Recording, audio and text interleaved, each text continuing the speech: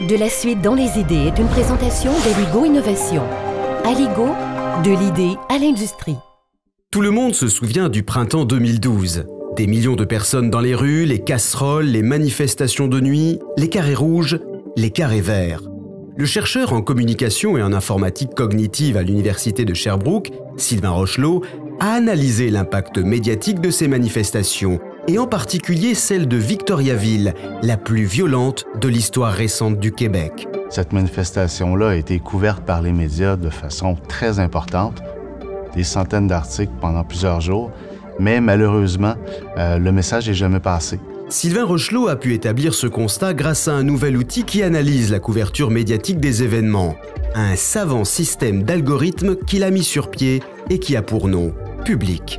En concevant un système informatique capable d'analyser la nature des messages véhiculés par les médias, Sylvain Rochelot a eu de la suite dans les idées.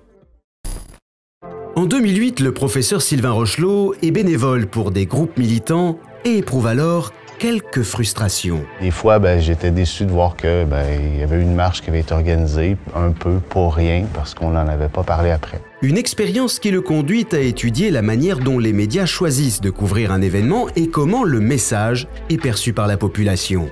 Dans sa quête de réponse, Sylvain Rochelot se bute rapidement à un problème de taille. Aucun des moteurs de recherche les plus courants, comme Google, Bing ou bien encore Yahoo, ne lui permettent de consulter efficacement toute la masse médiatique publiée sur un sujet donné. Ces outils-là, il faut entrer quelques mots-clés et suivre chacun des liens et les lire. C'est un peu plus rapide que d'acheter les journaux, mais ça reste quand même un travail relativement manuel. Sylvain Rochelot décide donc de créer lui-même cet outil d'un nouveau genre, un dispositif capable de traiter et classifier la multitude des publications médiatiques publiées sur le web et sur un sujet donné. Le système informatique Public voit le jour.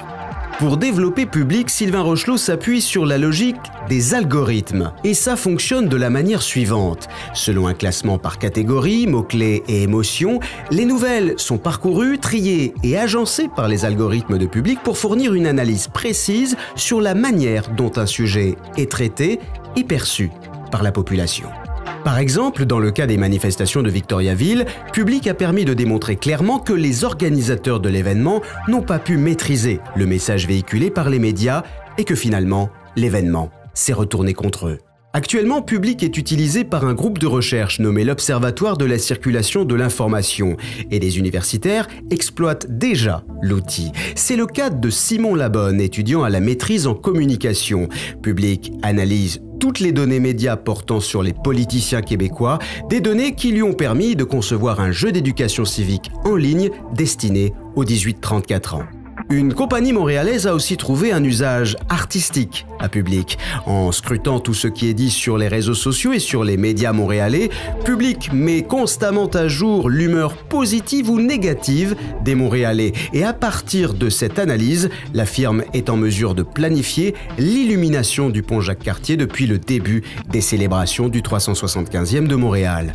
Au final, l'outil conçu par Sylvain Rochelot n'aurait pas pu arriver plus à point, car outre son utilité analytique, Public donne l'heure juste sur ce qui est publié dans les médias, l'occasion de contrer un mal bien actuel, celui des fausses nouvelles. De la suite dans les idées vous a été présentée par la Fondation canadienne pour l'innovation, la recherche au service des collectivités.